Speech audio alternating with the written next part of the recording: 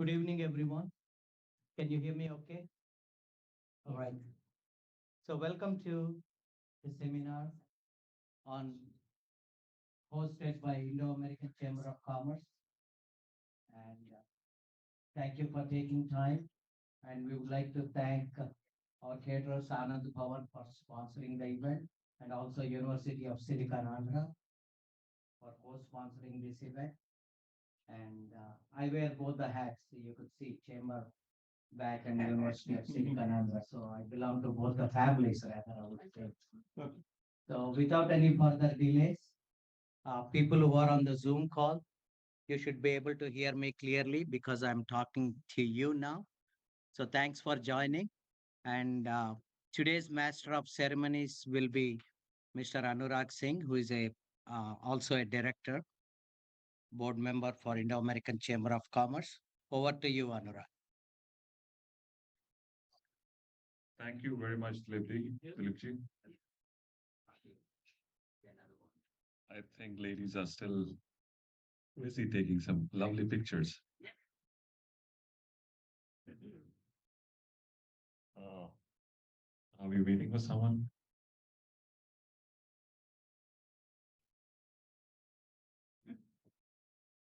I think our University of Silicon Andhra director, Anand. Absolutely. Teresa, why don't you come over here and yes, say a few words. Say a few words. Mike is sorry about that. Good evening, everyone. I'm Teresa Cox, Fremont Vice Mayor, and I want to first say happy early India Independence Day. Well, the celebration I already know has already started last week, and I need to rest up a little bit. Just kidding. And so do you. But I'm here because also I've been a member of the India American Chamber of Commerce. You guys do a lot of wonderful work. And you know that the small businesses is the backbone of our community. And so as I serve in the role, two roles, or actually three roles, I'm Fremont Vice Mayor, wanting to promote business in even Fremont, but I'm also the County of Santa Clara. I'm a senior procurement officer where I help and award contracts that are in various disciplines. More recently in facilities management, over 150 of our facilities, plus the three county hospitals and airports and roads. But also the other third part is that I serve with the U.S. Department of Commerce. I've been in the role since Obama had appointed me as trade advisor, but most recently I've served through Obama, Trump, and now with Biden. So I work with everyone because we're going to promote small business, how to export and be able to create jobs here and overseas. And so you're welcome to look at my website, www.teresacox, TERESACOX.org. You can send me an email with your contact if you have any questions. Making sure all of you do get registered with the County of Santa Clara. There are opportunities. I can't tell you how many solicitations we send out per day, per week, but it's important that you get registered with our Periscope and our Reva systems because those are the things that you get classified based on the products and the services, the goods that you sell. That will then trigger you to get onto the solicitations of RFPs and intent to bid. So I wish you happy early India Independence Day, but I look forward to working with you because all of you, each one of you make a difference here in our community. And I'm so glad to have with the university here, USA, because it's a great partnership. And as you know, I served 12 years with Ohlone College as the vice chair of the board of trustees. So we know that education is an equalizer, but it also helps us to thrive in this day and economy. So thank you all for all of your hard work and service. God bless you all. Thank you very much. Thank you very much, Teresa. It was a pleasure having you over here. I think we are running late on time and we are just waiting for Anand, right? Okay. Okay, ladies and gentlemen. Ladies and gentlemen, esteemed attendees, and distinguished guests. Good evening. My name is Anurag, and on behalf of Indo-American Chamber of Commerce, I extend I extend this warm welcome to each one of you to today's seminar on the topic that resonates deeply with many of us in these challenging times. Recent layoffs, navigating the aftermath. I'm honored to be your MC for this crucial discussion that addresses the experiences, concerns, and strategies surrounding an issue that has touched the lives of the countless individuals and organizations. In an era marked by rapid changes, economic uncertainties, and unforeseen global events, the landscape of the professional world can shift dramatically overnight. As we gather here today, we recognize the impact that recent layoffs had on individual families, communities all around the world. This seminar stands as a testament to our commitment to supporting one another through these trials and tribulations. Throughout the course of this event, we will delve into multifaceted aspects of navigating the aftermath of layoffs. Our expert speakers have come prepared to share their insights, wisdom, and practical guidance on various dimensions of this journey. From coping with the emotional toll of job loss to reevaluating career paths, building resilience, and exploring new opportunities, our aim is to provide you with a comprehensive toolkit to not only survive but thrive in the face of adversity.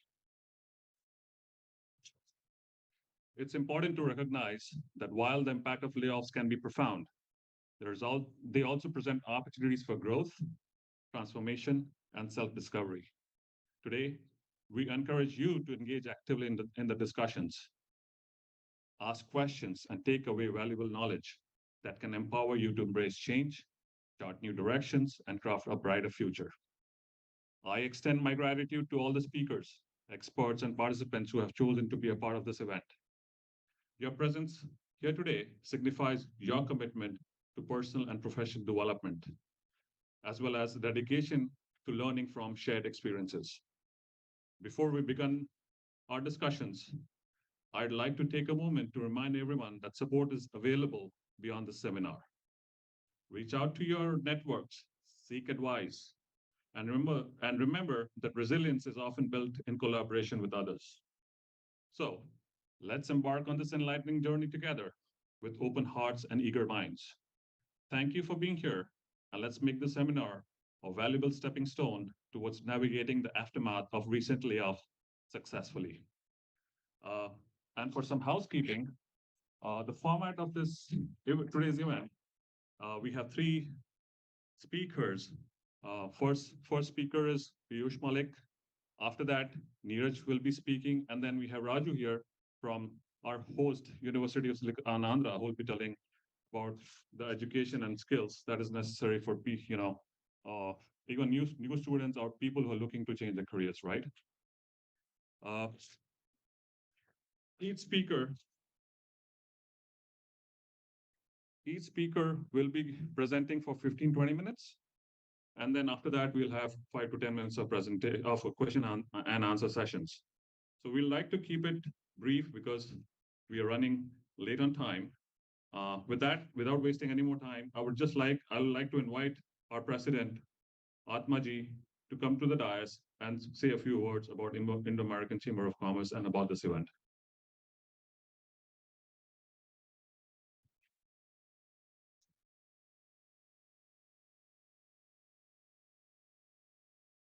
Good evening. I hope this works. So welcome, everyone. So glad that you could all come on a working night. And Anurag, thank you so much for being the MC. I'd also like to thank all the speakers this evening, Mr. Malik, Mr. Bhatia, Rajuji, and of course, Rajuji for being our host. And they've been very gracious, not just for this event, but several of these events that we've hosted previously live. Unfortunately, the last couple of years have been all online. So this will be our first live event, in-person event, after quite a long time. So again, I'm very happy to see everyone here.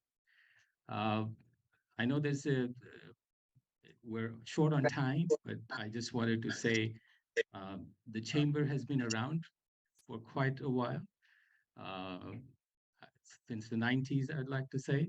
And I encourage people to join. It's a Indian-based uh, chamber, and we promote a lot of Indian businesses. And it'll be great to see our membership also rise and then help each other out in different ways, in getting uh, business alliances together and finding more avenues to create generational wealth. Anyway, I'm going to hand over the mic back to Anurag so that we can move on with the program. Again, thank you so much.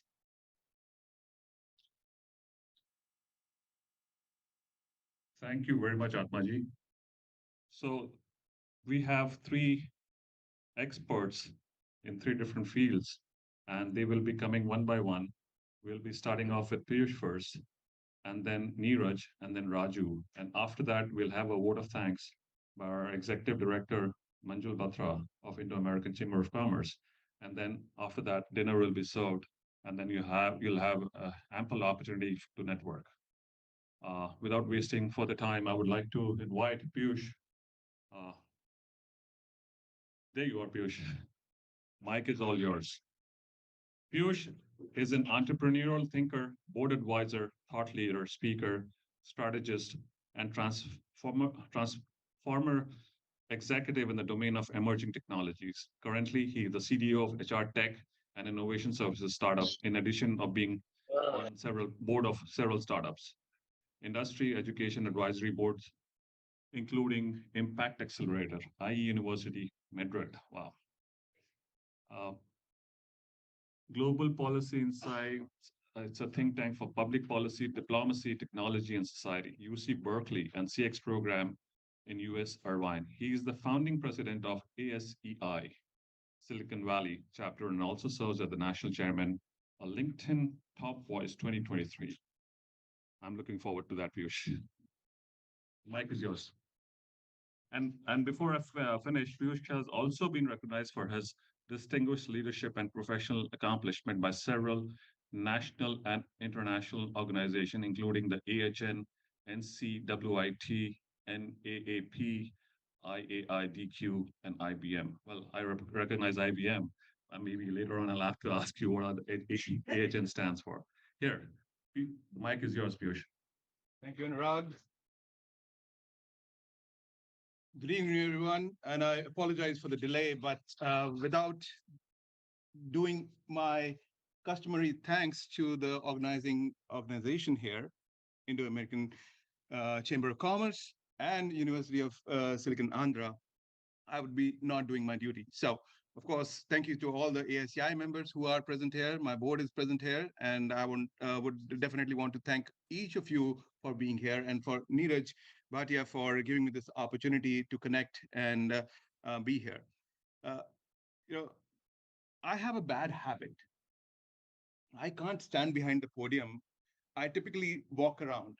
And it seems like because of the Zoom and this room configuration, I'll have to do this right standing here. So today we are going to talk about three things in my segment. I'll talk about the layoffs and how to get back from that. But before that, I'll share my career journey, and hopefully that'll set some precedent for youngsters who might be listening to the recording. I hope we are recording, by the way. So my journey, career is not a straight line, current layoff scenario, and what do we do to get right back? And how do you future-proof, especially in today's AI-driven world that we live in? And then we'll get to questions. So career is definitely not a straight line, but before we get there, I want to understand from the audience, how many of you are engineers, just by a show of hands? Okay, can somebody count? Praveen? And how many of you put your hands down, in manage, consider yourself in management? Awesome, awesome, awesome. Um, and how many of you are chartered accountants and attorneys? Awesome, awesome. All right, so I get a good mix of audience. Now, how many of you have used LinkedIn? Great. A majority of you have. And how many of you go to LinkedIn at least once a day? My goodness, you, then I think I can sit down. You guys can teach me. And how many of you go to LinkedIn multiple times a day? Okay, they are those whole salespeople and recruiters at the back. So got it, got it, got it. Okay, so talking of LinkedIn, this is my profile, and Anuragji, you can see I have that's the only way how I connect with people. So talking about my career and how did I get here? On the left, what you see, my career journey, that's where I began from India, and that was 27 years ago, before I came to Milpitas. By the way, Milpitas was my first port of call 27 years ago. I stayed just about half a mile away from Dixon Landing exit. So walking distance from University of Silicon Andhra. And I spent 2 years there in my first 2 years in the US. Did my engineering back in India, undergrad from DU, postgrad from IIT Delhi, and then got involved with product management. Right off the gate, I get an opportunity to work in product management, and what an experience that was. I soaked in a lot of things that when I mentor my youngsters, I talk about how you should not let an opportunity go by, because I always wanted to do R&D. I had applied for an R&D engineer's position. And when the managing director of the company saw me for the final interview, says, I want you to come to the headquarters with me. I was happy. And when I landed there, he says, we're not giving you R&D. We are making you go around every department for 2 months at a time. And so by the end of the year, I had seen the entire department company. And out of the 25 hires that they had that year, I was the only one given that opportunity. So thank God I did not say no to the opportunity, because initially my reaction was, I'm an engineer. What are you making me do going around marketing, sales, distribution, and manufacturing? I took that opportunity and went on. But ultimately, after 1 year, I settled into product management, and that's another story for another day. Then I, of course, went for my management education, MBA, master's, whatever, and then got into software development. So there was a transition, reinventing myself from a person who was doing engineering and product management to a software development job. So that was the first twist I had. Worked for the India's first IT company, the biggest, largest projects in the world at that time, in Asia at that time, were through CMC Limited. Did that, came to the US, got into a telecom company after Cadence Design Systems, not too far away from here, and then got into PwC, and through the acquisition of PwC Consulting, got into IBM. That journey also had a lot of twists and turns, but needless to say, it made me travel throughout US during that time. So I was happy for that, because that was one of my goals, travel on the job. Then after I got into IBM, there was yet another opportunity for me to start new lines of businesses. I'd already demonstrated that back in my PW days, to start a data quality and data governance practice. Again, this is 20 years ago, but that carried through in my life in IBM. And whenever the opportunity has shown itself, I have grabbed onto it. So, and then while I was there, not only traveled 40 different countries for either meeting with the team, meeting with the clients, or speaking at different conferences, I also got involved with corporate social responsibility. And those initiatives were the ones which got my eyes open to social entrepreneurship, which I have been doing as part of my nonprofit involvement, as well as part of my startup and advisory things as well. So Uh, I always like to say, after my IBM stint, I was thinking whether I should go to a big corporate or whether I should look for a startup. I ended up starting my own and failing right away. Within 6 months, I failed. I failed to raise the $5 million that my business plan wanted me to. I took a lesson from the failure and took on another startup job through the VC who I was pitching, one of the VCs. As you know, when you are fundraising, you got to go around all different avenues. Once I got there, started new lines of business there, started the revenue in a different direction. They were in a one line of business they were, and in Salesforce, and we started the Google Cloud business there, and ultimately led to a 30 million line of annual recurring revenue business, which led them to be acquired by a PE company. That created a liquidity event for me. I exited, and then now I'm currently with that HR tech company, Veridic. All along in the last 20, 25 years, while in the US, I have been involved with a lot of startups and including not startups and nonprofits, including IAIDQ, International Association for Data Quality, TIE, which many of you know, the Indus entrepreneurs, and ASEI, American Society of Engineers of Indian Origin. And that's the collaboration I was talking about. Thank you, Neeraj, for the collaboration with us. So, and all the other things that you see below that, they are because of my activity, perhaps in the community and on LinkedIn, that I get invited to do all those other things. So my long-winded way of giving you this example is from my story is never say no to an opportunity. Always take an obstacle as a chance to get back and do something creatively. And we'll see how we take it further here. Okay, so if anyone wants to connect with me, this is the best way. You can just take a picture and it'll take you to your LinkedIn. And so talking about the current layoff scenario, before we go there, actually, oh, if only. I'm not a Windows user, so.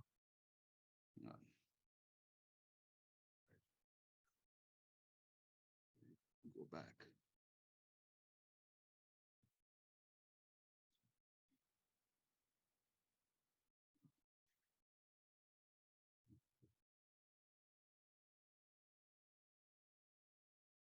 Will that work? No, that's not working. Escape. No, escape. It's his machine, so sorry about that. If you can go back to slides. Does it go? Whose machine is this? Yours. It's mine. Doesn't go back with this. Okay. All right. We will find another way. This thing,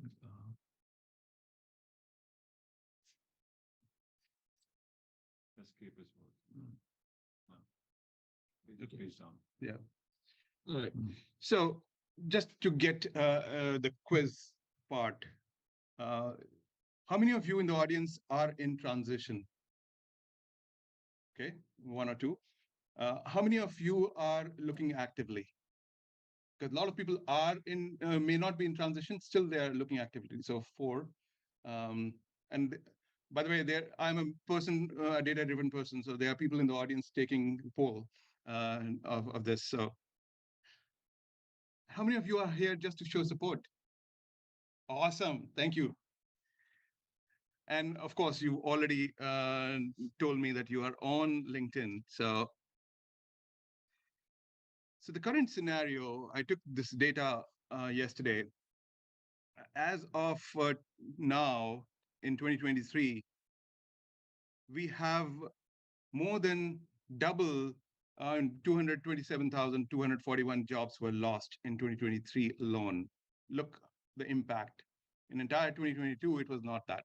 It's gloomy news, and you can see there are a number of companies that are laying off.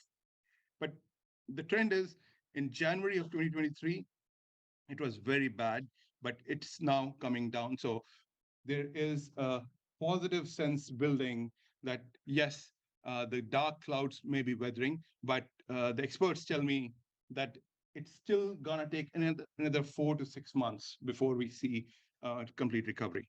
Um, I don't have a crystal ball. I look at the data and you look at the layoffs by size, what the biggest companies have laid off, and how they have also translated into the startups being squeezed, startups not being able to raise money, and those who had raised money, they are folding up. And this is a perfect time for M&A activities. So that now that we've established the extent of the problem, what do you do to get back on track? The very first thing is anyone who's been impacted, they should realize that they are not alone. They have to get over the shock. And you need to learn to respond rather than react. What do I mean by that? I'll just give you a very brief example. Um, After this seminar, go to YouTube and Google the Sundar Pichai cockroach. Type these keywords and a small clip will come up. And there's the story behind how he went to a restaurant and how the waiter responded. So versus reacting. So what I'm trying to say here is everybody goes through this at some point or the other. No need to be angry with anyone. No need to be sorry for yourself or feeling inadequate, but definitely get your finances in order, making sure your legal status is correct to stay and work in this country. And that's where Neeraj will perhaps be talking about the immigration landscape.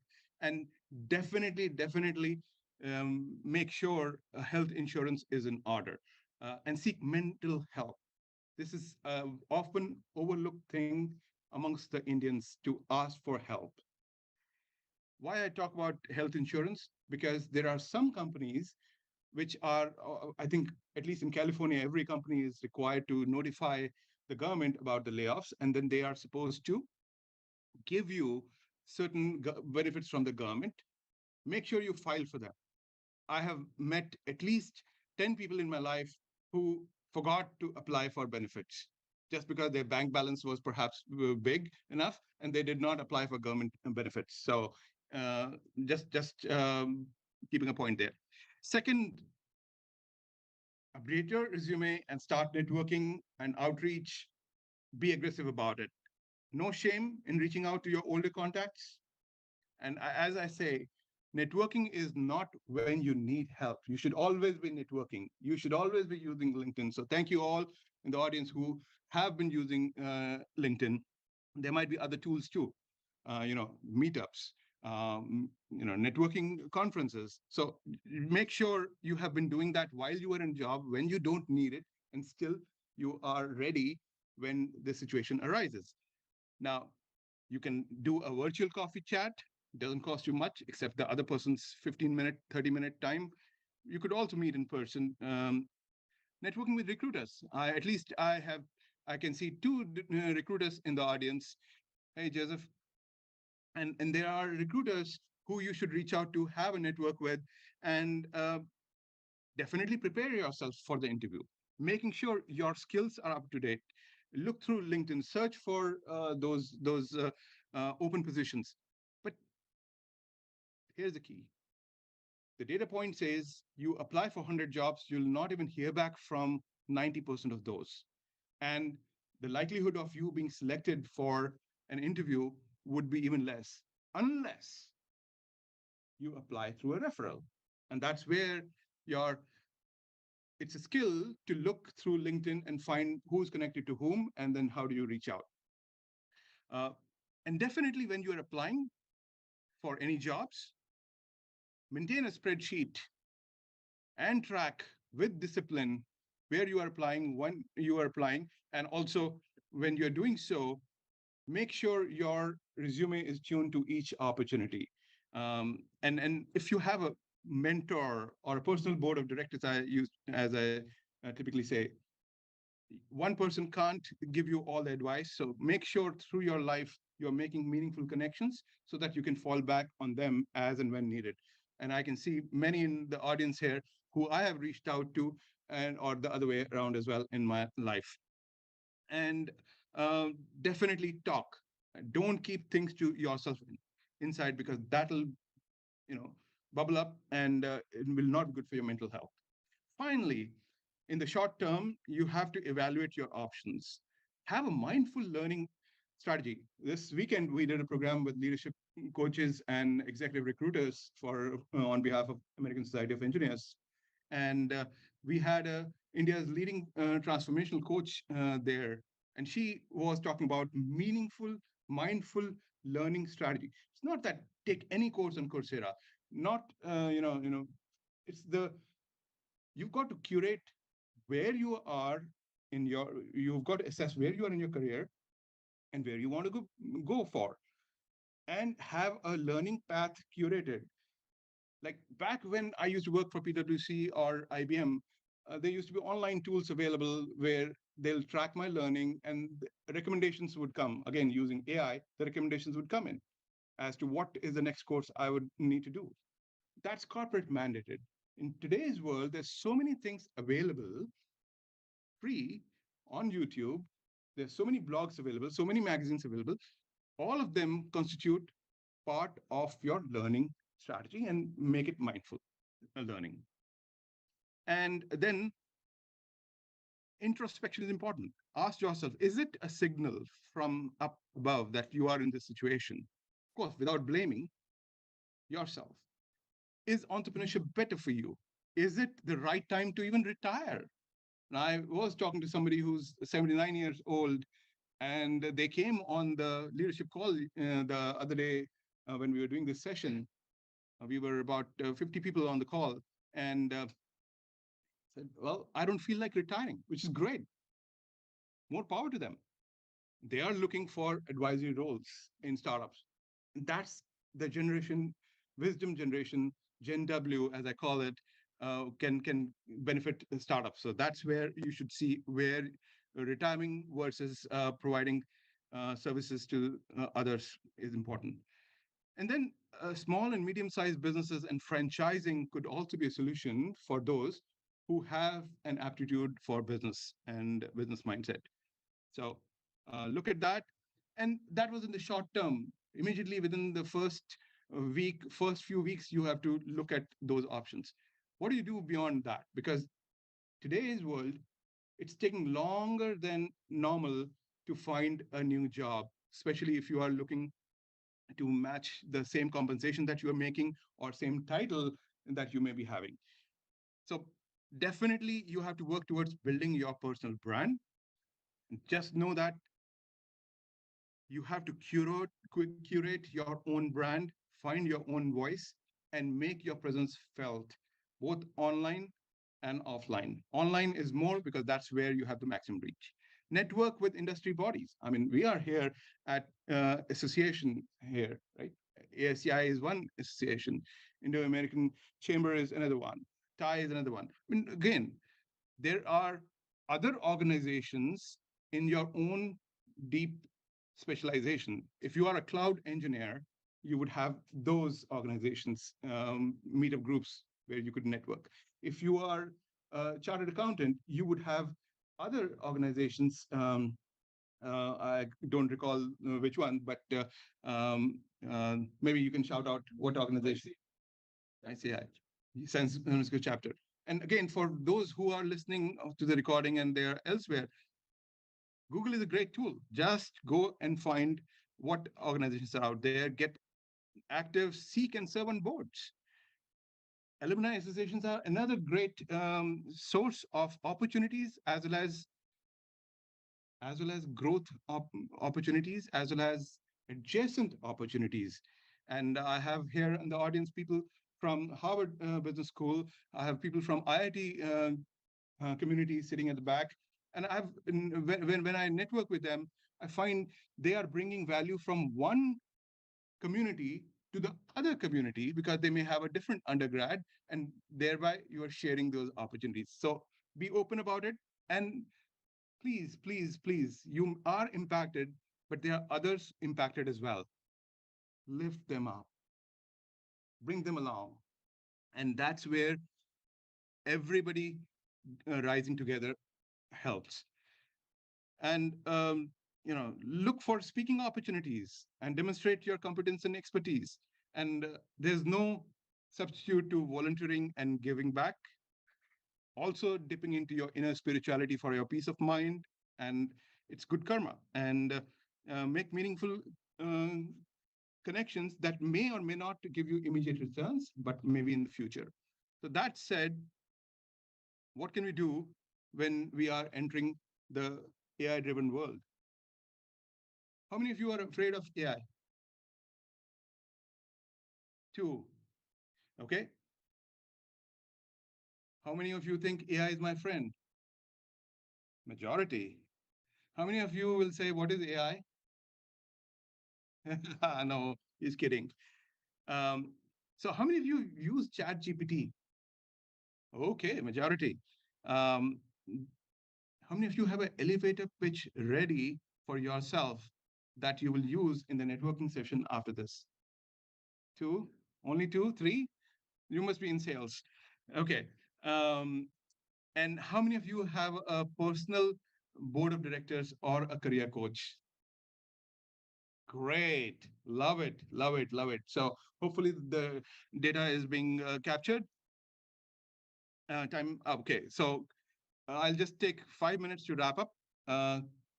Career future proofing in the era of AI. You think that AI is going to terminate us? No, AI is beneficial. And you can see some of these applications, whether it is in preventive maintenance or contact center optimization, workflow optimization. By the way, these are 3 examples of projects that I've myself done in the last 6 years with various clients, and just showing them as illustration. But to get ready for the disruption with AI, look at the pace at which ChatGPT took off. Cloud took so many years, to almost 20 years, to get to the stage where it is, but mobile took to get to 100 million users, 16 years. And Instagram took 2.5 years. And look, within 2 months, generative AI was popular through ChatGPT. Great, great. We are standing at the precipice of a great industrial revolution powered by AI. And there are different, I won't go into these cases, but these are use cases where coding is done as a co-pilot. Uh, Grammarly is another example that you've been using, copyright. All of these use AI. And in the enterprise, in large enterprises where most of my life has been working with large enterprise clients, Fortune 500 clients, they have to consider a lot more than just playing with a new shiny technology and new shiny toy. And so there are enterprise considerations that are there. And out of those top 10 considerations, which I did for another group that I was talking to, each of these, whether it is in trust, privacy, security, skill building, intellectual property, MLOps, there are opportunities for both technical folks as well as non-technical folks. So remember that this job displacement thing is not real. We are in an era where the different nations of the world have responded so quickly and announced a national AI strategy. And so, which means there's a lot more opportunities and funding available for reskilling at the national level, which will trickle down. So let's leverage those. And again, these are the 6 areas that I found: data management, algorithmic development, AI governance, R&D, education capacity development. And that's when we talk about education capacity development, that's where University of Silicon Andhra will come in. And we'll hear from Rajuji in a moment. And again, if you are a person with interdisciplinary capabilities, you should go and explore some of these government jobs as well. Most of these are government jobs. And so finally, I would say AI will not replace human jobs, but AI will definitely replace those humans who don't get smart about using AI. And with that, I think I'll summarize. We have talked about my career as an example. We've looked at how deep the problem is, and we have looked at how to future-proof ourselves. And with that, we'll take some questions and also talk about ASEI. Before I do that, the Society of American Society of Engineers of Indian Origin, empowering the next generation with skills that are needed by the society today. 5 pillars. University Connect is our major pillar through which we are partnering with University of Silicon Andhra. And there are other programs that we do for high schoolers, give scholarships. And Mentor Connect is another one which we do. And our national convention is coming up on 30th September in Detroit. So with that, I want to just recognize all the board members of ASEI who are in the room, please. If you can come forward, Surbhi or Niharika, Raju, Praveen, Amrish, yes. Please come here. And Lakshmi as well. So yes, let them come here. So this organization is a 40-year-old organization. The Silicon Valley chapter is only about 9 years old, and it wouldn't exist without the support from all of them. And by the way, there are 5 others who are not here today, but I had asked for at least 2 people to come here. I'm so delighted that all of them came. So thank you very much. Just smile. Anurag, you want to come in? Yes. That'd be great. Just smile. Thank you so much. I'll take a closer one. Thank you. And I'll send it to you. Thank you. Thank you very much. Appreciate it. All right, ladies and gentlemen. So that's the formal presentation. If there are any questions, I'm around. I have one. Yes, please. My name is Manjul Batra, and the question is, you spoke about AI and all the data that's been collected and can be used. But what I've been told, I just learned because I'm not into computers, quantum computing is going to be the future. So if you could say a few words on that, we'd appreciate that. So how many of you have heard about quantum computing? Okay, 50% of the room have heard. So just like AI was a new shining object, and before that was the big data was a new shiny object, quantum computing also seems to be a big shiny object. But no, there are companies like IBM and Google who have been researching in quantum computing for so long that now we are seeing some applications that can literally change our industry yet another time. I'll give you an example. In computers, what is the basic way we do computing? 0 and 1. So something can be yes or no, and you store the digit as 0 or 1. Basic. In quantum computing, there's a fuzzy state. Something could be 0 as well as 1 at the same time, and they use those properties. And you need a computer that is super expensive, operates at ridiculously lower temperatures that are not easy to replicate by normal companies. But now the quantum computing computers that have come in have actually, great, powerful computers have been deployed in universities as well as big nations. And one of the biggest things it will be used for is making our world a bit safe. And I know there's Janki from IBM here. She deals with quantum computing. And when I was at IBM, the great investments that were happening in R&D there literally look like it's a futuristic state. It's never going to happen. But we are beginning to see the nations, just like they started fighting over AI 10 years back, now they're going to be fighting over quantum computing. Cybersecurity is the biggest one which will be benefited, because with a quantum computer, something that takes the quantum computer maybe 10 seconds, classical computer, today's computer, will take hundreds of years to solve that problem. So think about the applications of it in medical research, in the benefit of humanity. So a lot of application can be there. Thank you. Anybody else? If not, thank you very much, and I'll be around for networking. Neeraj?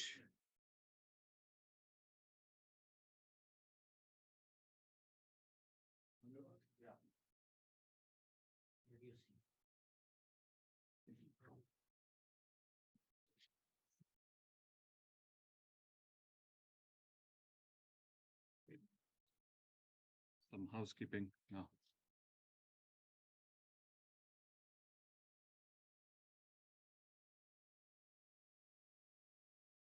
Power? Yeah, it's working now.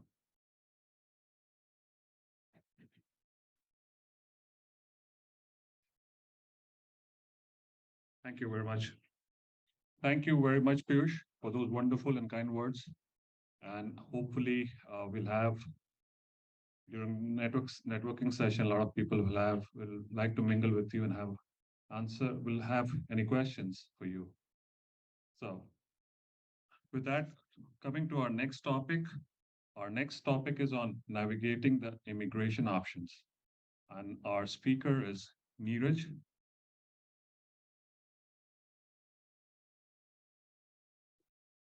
Our speaker is Neeraj Bhatia. Neeraj Bhatia is an accomplished attorney.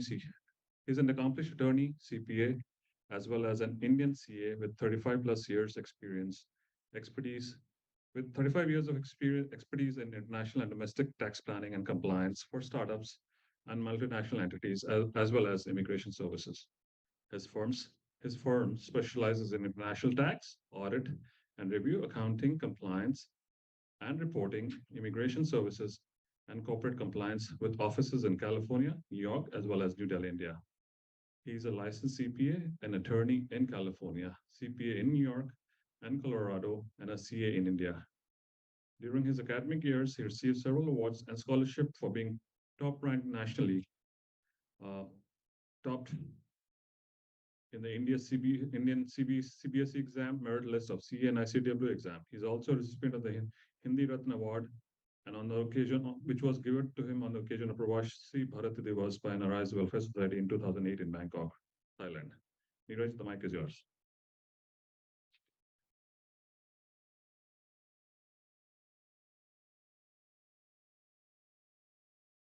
Thank you, Anurag. Thank you, Anurag. And thanks everyone for coming and waiting patiently. And it's a hot day today, and still everyone managed to come. So, and a lot of traffic because of some concerts and all going on in this area. So thanks everyone for being here. Let me just change this thing.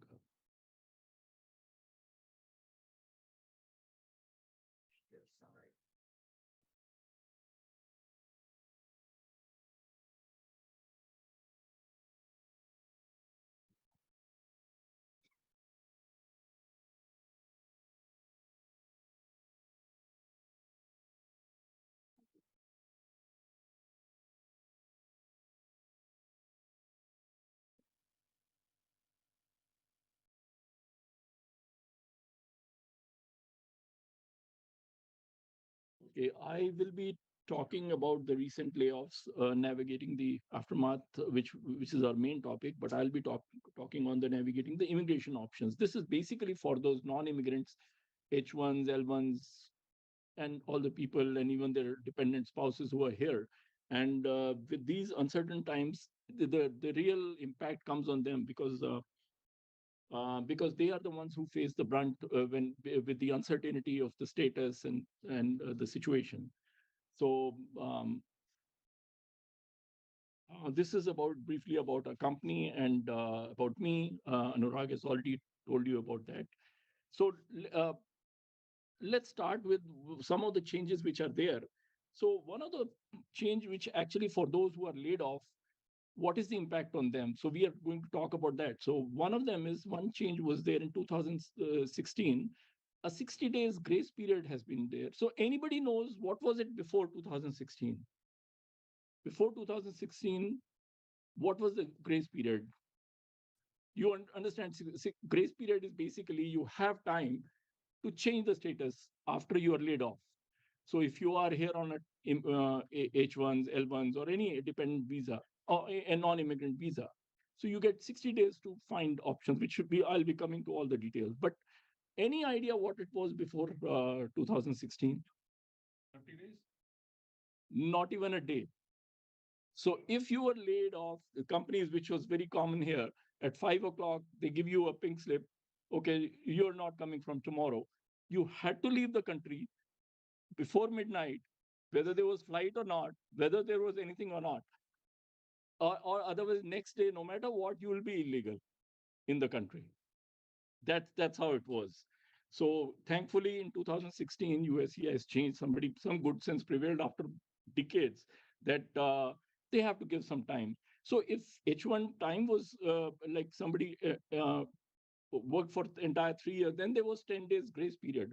But on a layoff, there was not even 1 day of grace allowed. So now they have at least allowed 60 days grace for people who get laid off. This applies basically to E1, E2, E3, H1, L1, and O and TN visa. Some of these are for Canadians and some of other nations. So during that time, they have permission to remain in the US and they are not removable. So that is the basic thing. They can do they have options what they have to do during this time. It provides time for the non-immigrant worker and family members to retain and maintain their status. So they are in valid legal status now. So during this grace period, what they have to do is they have these 4 options. One, portability to a new employer, find a new employer. Then file an application for a change of status to any other status, non-immigrant status. File an application for adjustment of status.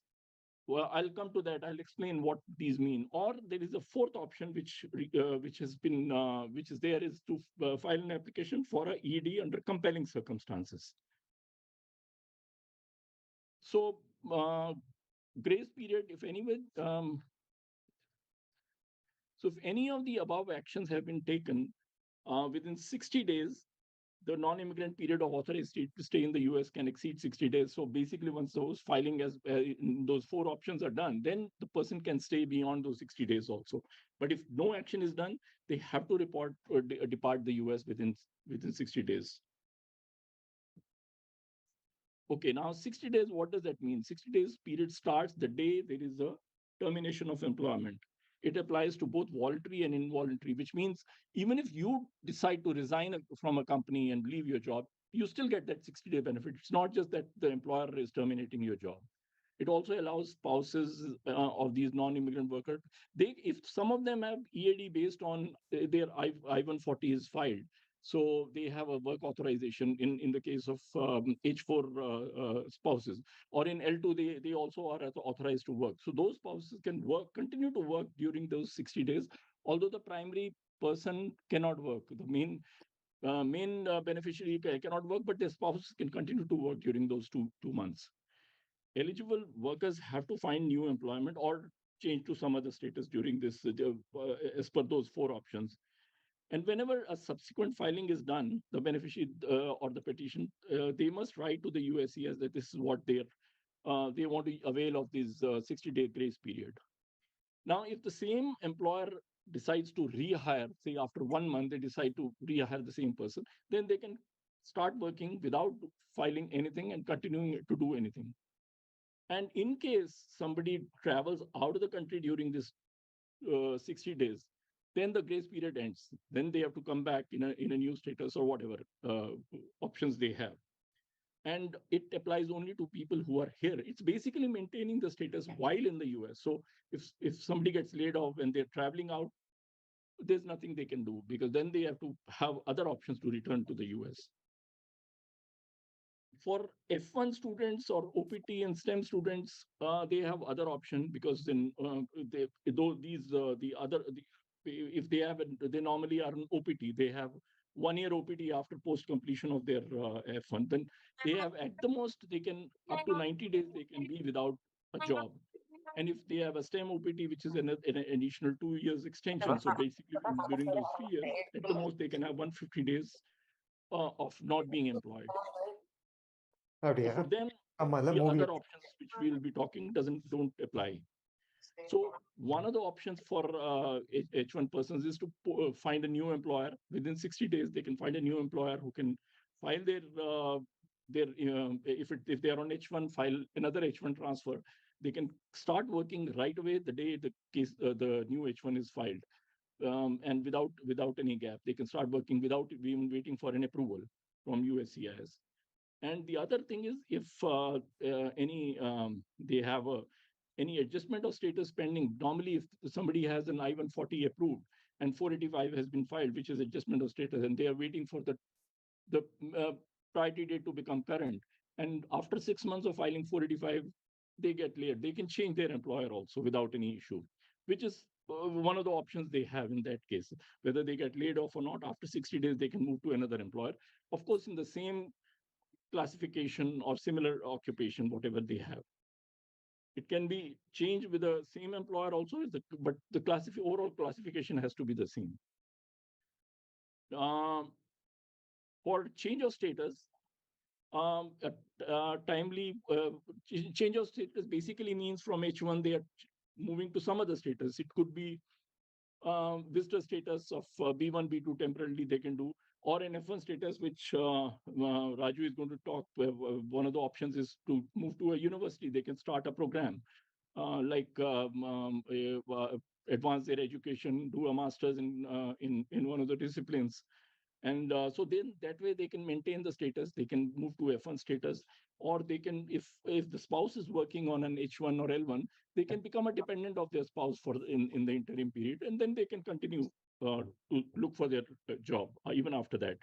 So filing of such an application will toll or stop their unlawful presence even beyond 60 days. That is the main thing. They have maintained the status till that time, and they cannot work unauthorized during either before or after or during this time. And subsequently, if the application is denied, then of course they have to leave at that time. Some of those status have limitation in what they can do. Like if you are on L1, then they can change to other categories. But of course, the eligibility has to be there. Like TN is applicable only to Canadian the NAFTA countries, Canadians or Mexicans. E3 is for many of those other treaty countries. But not too many options for Indians. But then there are, depending upon what status they are in and what they want to move, there are other options. Whenever there's a change of status, then it is unlike H1, they have to wait for the approval to start working. So if somebody from L1 moves to H1, they have to wait for the approval to come. Unlike H1 to H1, they can start working immediately as the case is filed. And one more thing is, in the meantime, let's say they move from H1 to B1, B2 visa status while they are waiting for the looking for another job or things. And after that, let's say after 90 days, they find a job. In the meantime, they filed from moving from H1 to B2 or B1. So now, once they file a new H1, new employer files it, the USCIS will adjudicate both the cases concurrently. They will actually if it is an expedited filing, they'll expedite both a new H1 filing as well as the change of status of from H1 to B2. So that's one of the advantages. What happened? Yeah. There can be a request to expedite also in certain circumstances, especially if there is there's an emergency, financial loss, they can establish, or if it's a non-profit organization or US government interests are involved. And in the adjustment of status is basically when the 485 or the what is this is filed. Those can be, and in that case, directly they can file a 485 for change. But again, but those are limited circumstances. One is directly self-petitioning EB1, which is for extraordinary ability individuals, investor category. But again, in those cases, the priority date has to be current, which unfortunately for India, it's not. It's backed up by many years. For some other nations, other than from India and China, they still have that option. They can do it. Sure, okay. They are generally eligible to remain after the 485 is filed. And also, as I mentioned again, if the 485 I-140 is approved and 485 is pending for more than 6 years, they can do portability. There is also another provision they have is a EAD in compelling circumstances. The limitation of this is it's only an EAD. It doesn't give it other than a permission to stay and work during that time. But after that, if I-140, if adjustment 485 has to be filed, or even a new job you get on H1, the person has to travel out of the country and get a new visa and come. It just gives a temporary 1 year employment authorization to stay. But it's very good for certain people who are really in a desperate situation. There is some health reason, or there is some financial situation where they cannot leave the country immediately. At least that allows temporarily for 1 year, they can get a work authorization under compelling circumstances. And after 1 year, if the situation still continues, they can extend the EAD. So, and once it's there, they are even the spouses and dependents can also get the work authorization during that. So, and that, as I said, they have to travel out of the country, that there's no change of status or extension, because it doesn't give any status here except the permission to stay for 1 year. So I think that's what it is. Any questions on this? Just a simple question. Mhm. People used to come on students and become dependents. It still exists that dependents cannot work. In certain categories, they have been allowed to work. H1 spouses are allowed to work after their main I-140 petition is approved. So the spouses can apply for EAD once the principal person is approved. L1 spouses can work right away with automatically. So those couple of changes are there over the last couple of. Where people who are waiting that we can hire them in the corporation and then they can move out of it. So we should make big corporation and they can come work in it and then move out. It has to be a valid, non-frivolous application. Yeah, that's one of the questions. Yeah.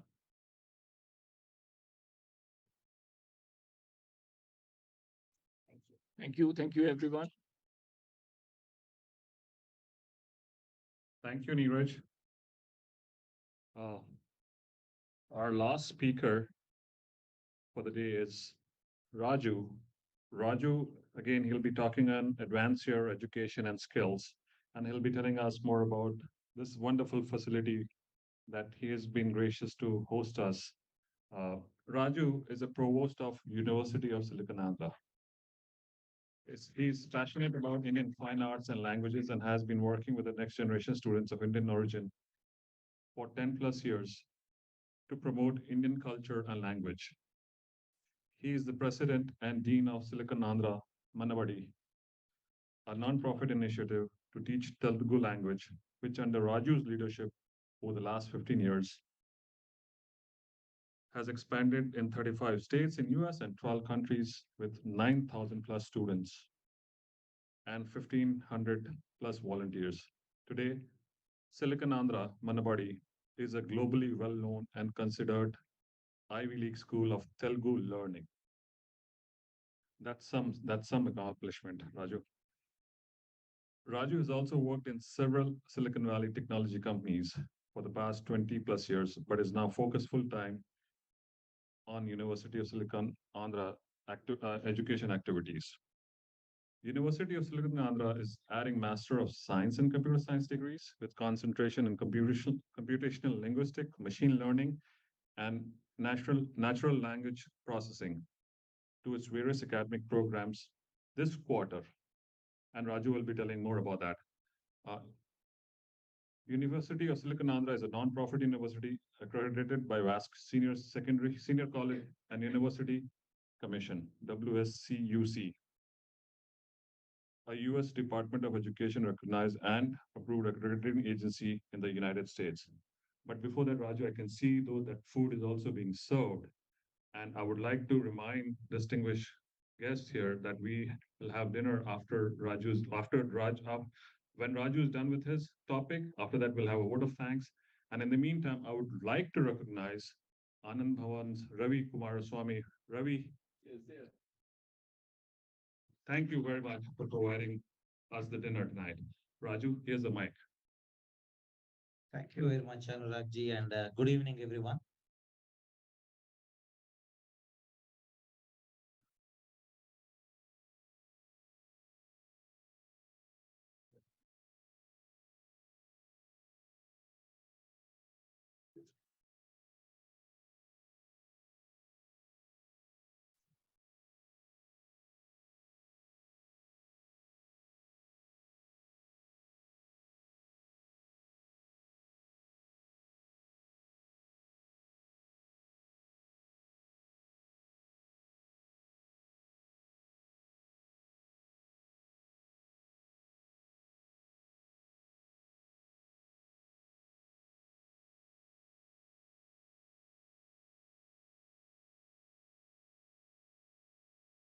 the University of Silicon Andhra is very privileged to host this evening today here, Indo-American Chamber of Commerce. It's a wonderful topic.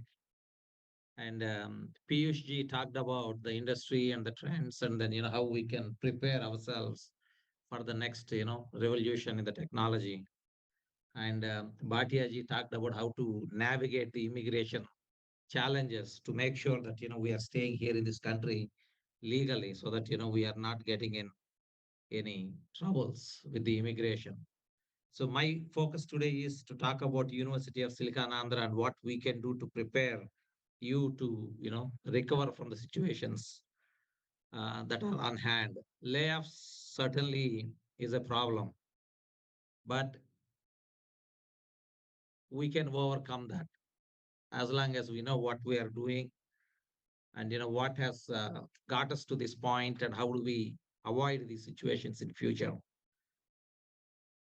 Knowledge is power, and you gain that knowledge not when you need it, but throughout your life you have to continue to gain that knowledge. And what I'm going to talk about today, this is going to be my outline, talking a bit about University of Silicon Andhra and a lot of focus on MSCS program. And we also have our Dean of Computer Science Department here, Professor Venkat Garu here. Um, and then we talk about, what we will do with visa, facilitation, and then what are the admission requirements. And if you have any questions, certainly we can take all those questions, after my presentation or even during our, dinner times. University of Silicon Andhra, it's a non-profit, private, accredited academic institution. It's a 501c3. It's very much like Stanford University. Okay. We are accredited by WASC, Senior College and University Commission, that accredits UC Berkeley, Stanford, and everything. We have all the privileges of any other such universities. Although the name says it is University of Silicon Andhra, we are an American university. Silicon Andhra is the mother organization. It has done some tremendous activities, initiatives in the last 22 years. And this is one of them. And we are in the Milpitas campus. And in a few years to come, we are building a bigger campus in Tracy, where we will have so many other programs. The idea behind University of Silicon Andhra is we Indians have been coming here to America in good numbers in the last 5, 6, 7 decades, excelling in everything. CEOs of big companies, banking firms and whatnot. But we do not have a university that promotes our Indian culture, Indian traditions, Indian art forms, the Indianness to the world. If we look back few centuries ago, we had, universities like Nalanda, Takshashila. So somebody said centuries ago, India was centuries ahead of the world. But slowly we have lost the stage. And today we have become followers, from the leaders. We want to go back to that position. And what can get us there is the universities where, we promote our Indian knowledge. We have all the shastras that have been there for ages, and we are walking away from it. So we want to create a seat of, that excellence at this university, and offer programs that promotes the Indian values, culture, along with the mainstream programs, sciences, technology, and healthcare, and everything else. So today we have 7 master's programs. It's an American university. We have 4 different schools: School of Dance, School of Music, School of Languages, and now School of Computing.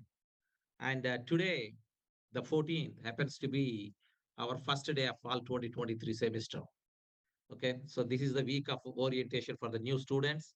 From next Monday, the classes would start, commence. So why computer science at this university? There are so many reasons. Today in the world, the technology is supported, more than 30-40% of the technology is supported by Indian brains. You take Apple, everything is, all Indian people there. But, can I talk to Siri and Apple in Telugu? No. Can we talk to Siri in Tamil? No. Can we talk to Siri in Hindi? No.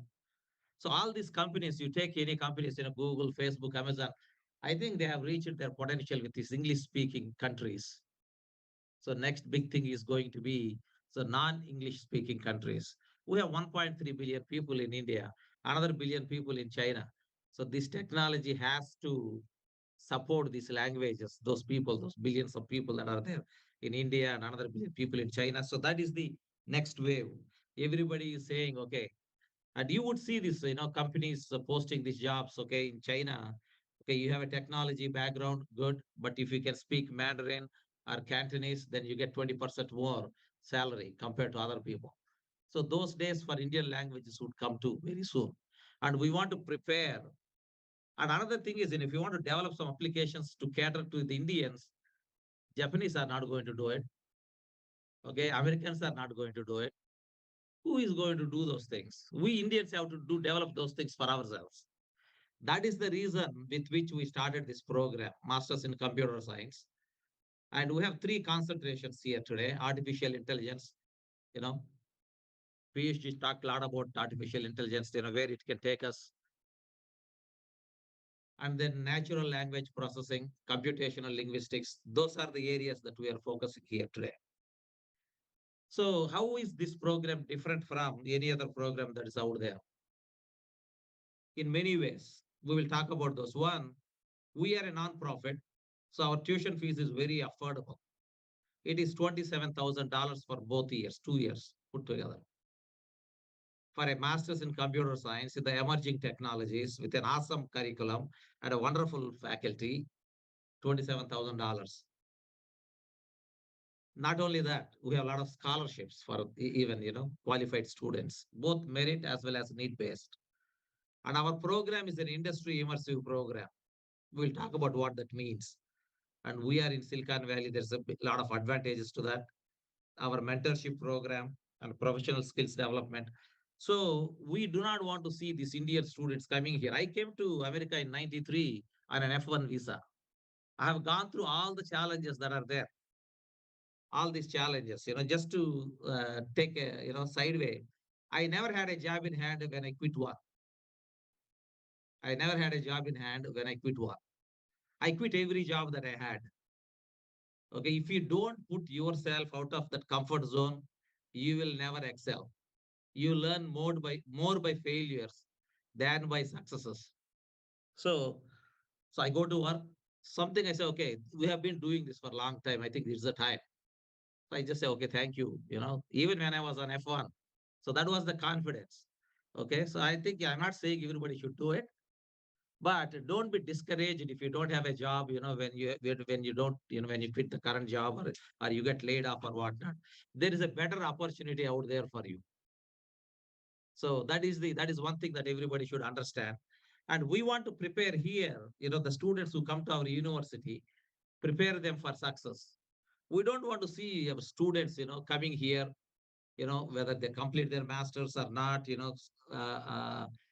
ending up in, grocery stores or, or restaurants and other things. Our Indian brains are capable of doing, bigger things than that.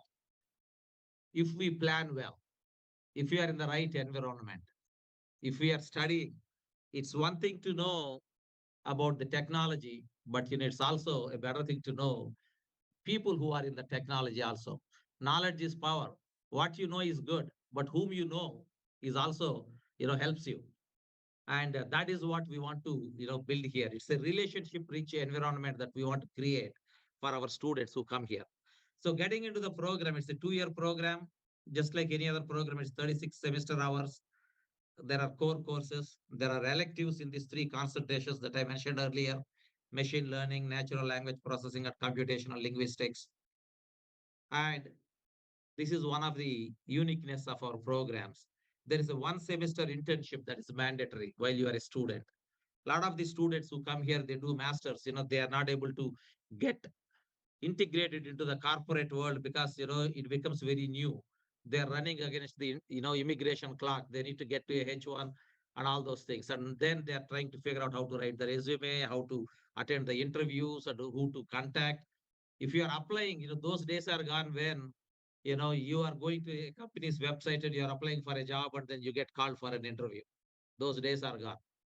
It has to go different ways. You need to know some people inside, and somebody should say, yes, I know this person, and then only, you might get lucky and get an interview opportunity to prove yourself. So we are going to have a thesis, and also a project, one of those things that they can choose. So it's an industry immersive program. Of the 4 semesters, one semester I said it is going to be a mandatory internship. Every student has to do it. And their work will be graded. It will go into their transcript. It will go into their It's not a choice that the student has to make. So that is one thing. And then the second thing is, through the connections that Silicon Andhra has, for the 22 some years, we want to start some kind of a mentorship program for the students from the day one that they come. We will divide them into 5 to 6, students per group. We will have an industry specialist, a vice president or a senior director, either from Google, Apple, Amazon, Cisco, whatever the case may be. So that way they can show them the ropes, what the industry is looking for, like what Piyush was saying earlier. Okay. And so that way they are prepared well. So that is another thing. And our faculty is not just about theoretical knowledge. We want to bring in a faculty who have a PhDs and also working in companies like Google, Samsung, these kinds of companies where it is a combination of theory and applications. So that is very much important in today's world. Theoretical thing is good, and if you want to go do a PhD and do something else, but our focus is to get these students here, train them well, so that way they start their careers in a very positive way. I still have some time, right? Okay. Yeah, 5 minutes, we'll wrap it up. And then because through this industry immersive programs and the mentorships and the meetings like this, every week there are 3 or 4 such meetings happening in this building. Okay, downstairs, upstairs, in sometimes parallelly. So we want to get the students who are coming here integrated with our community quickly enough so that way they get to know people. They get to know people and they know how to get help from those people. Okay. So, and we being in Silicon Valley, it's an innovation. There are so many companies that's happening. Maybe there are some opportunities for the students to not only look for a job, but maybe start some companies. Okay, and then our faculty are very good in those areas where we are going to identify the students and then nurture their entrepreneurship skills. We have a program called Ideas where we are going to incubate these ideas and help them to bring them to life. And visas, we have Neeraj on our board, and then we are working with several consulates in Hyderabad, Delhi, and Chennai. So for students who are coming from internationally, we are service enabled, approved by our government, so we can give I-20s. And even if people who are here and they got laid off and they don't know what to do about their immigration, I don't know if you caught Neeraj what you are saying. You can join our university if you are qualified. We will give you the admission, and if you are really good in academics and your experience and everything, we will give you deep scholarships also, and get you to the F1 status, so that way you can go through the program and gain that knowledge. And then now you are a lot much more easier to get the job. So what are the admission requirements? You should have an undergrad degree in computer science or related field. If you don't have one, then you might have to do some prerequisites just like any other university. We would need all your transcripts, some recommendation letters, certainly some English proficiency exam scores. GRE is not required, it's recommended. So our first batch of students are starting this fall. In another week the students are going to be getting on this journey. So if any of you here in the room or maybe on the Zoom, if you think you need this kind of a help, or somebody that can benefit from these programs, certainly please share this information. Our web address is www.uofsa.edu, uofsa.edu, and my name is Raju, and my email address is raju@uofsa.edu. We are here to help you. We are here to help you. So take that help. Thank you very much. If you have any questions, we can talk about them. So 3 things you should remember. We are a non-profit. Our tuition fees is very less. We have a lot of scholarships. We have internships and we have mentorships. Okay. And then with the rich relationships that we are going to create here, I don't think our students will be on the streets looking for a job. That much we can guarantee you. Thank you very much. Thanks a lot, Rajuji. Uh, Are there any questions? If any not, questions? I will be here. And anytime you can come here, I'm always here. And if not, there will be somebody. This is in our university. Yeah, So when I say our, all of ours, right? So they have this wonderful facility here, and yeah, they are very, very, welcoming. Go ahead. So is this university only for the masters or bachelors also? very good question. At this point, we have master's program only in computer science. But for other things like Carnatic music, Kuchipudi, Bharatanatyam, Telugu, Sanskrit, Hindustani music, we have diploma and certificate also. And anybody who is in 9th grade and above can take advantage of those programs. A lot of students in high school, they are, and all other programs except for computer science, it's all online, virtual. They don't have to come here. So today we have students from more than like 12, 13 countries taking advantage of our fine arts and language programs. How would that help high school students? It will get them to get into a better universities, better colleges. When they say, hey, this is my high school GPA, this is my SAT score. By the way, I have done a diploma in an American accredited university, 15 university credit hours. Certainly, they will get into a better university. So that is the thing. But to answer your question, we are working on a BSCS program also. So just about today, we had, very big meeting on that. We have our curriculum and everything else lined up. In the next 30 days or so, we are going to apply for that permission too. So highly likely by fall next year, in about 12 months, we will have a 4-year computer science program also, a full-fledged computer science program. And taking that step further, we are also starting School of Yoga, School of Ayurveda, offering, Doctor of Naturopathy, ND degrees. They both will come in about 12 months. And we are also going to be starting a full-fledged medical school in the next 4 to 5 years, full-fledged medical school. Why are we doing all this? We want to give our students who come here a holistic approach to learning. It's not just about body, mind, soul, and everything else going together. So we want to make their brains work in all directions, right? Not just one half, the other half also. So fine arts, languages, yoga, Ayurveda, medicine, nursing, pharmacy, all of these things will come eventually. So thank you all for supporting. So spread the word. The university is here to help. We are a non-profit. So take advantage of it. Whether you are in a situation where you are laid off or not, even if you are in a job, come here. You can do it at your own pace. And then, maybe next wave, if you get impacted, you're already situated in a good position to take advantage of it.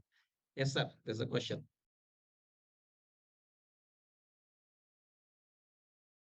Anybody can do it. Anybody can do it. But there's a caveat to that. If you are coming on an F1 visa, for example, let's say there's a student who is laid off or, whatever the case may be. If they are already here, they are not bound by or, constrained by the immigration rules, then you could do it at your own leisure. Otherwise, you have to be full time because they require 9 credit hours if you are an F1 student. But for others, they could do 1 course at a time or 2 courses. However, if there are several of them, we might even offer some classes in the weekends. Yeah. Any more questions, please? Thank you very much, sir. Anurag garu. Thank you. Thanks once again, Rajuji. Now I would take this opportunity and invite Manjul Batra, our Executive Director of Indo-American Chamber of Commerce, and give us a word of thanks. Thank you so much, Anurag. I'm between you and your dinner. So I will take 5 minutes. Apart from saying vote of thanks, we have some appreciation plaques for our speakers and sponsor. So you just hold off for 5 minutes, please. So firstly, we want to thank our speakers who have been great. Piyush Malik, Neeraj Bhatia, Raju Chamarthi. Let's give them a hand. They've been really great. And then our sponsors, I had to analyze what ASEI stands for. Now I know. So ASEI, Anand Bhavan for providing the food, which we are going to taste later, and then say thank you again. And then the University of Silicon Andhra, who have been our community partners for a long time. They've given us the privilege of the amenities for 2 years before and now again. So a special thank you to University of Silicon Andhra. And then we have, of course, I'm sure I forgot Neeraj Bhatia as a speaker, but he's our president, so I'm sure he'll excuse me for not taking his name. We have our program chair. You have enjoyed him, Anurag. Let's give him a special hand. He's been so patient and has nicely asked us to say all the other things. But we have to recognize the chamber board members who are present here. So I think if they could just stand or wave their hands. So we have 2 vice presidents here. Oh, they're waving their hands. Well, let's recognize them anyway. Om and Usha Chaudhary, our president, Atmaji, Viraj, we have Neeraj, we have Anurag, we have Maria D'Souza, the secretary, who has done all the appreciation plaques for us. And who have I missed out? Dilip. Oh, Dilip, where is he? That's what I was looking for. Dilip ji, we have a special presentation for the Silicon Valley Andhra, which is a surprise to all of you. So we will wait for that. Now, I'd like Atmaji to join and give the appreciation plaques out, please. And the secretary, Maria D'Souza, has done all the hard work. Maria, would you please join? And we have a new member of the chamber, Tara Hojiwala. Let's give a new member a hand. Okay, now I give this to the secretary will join us.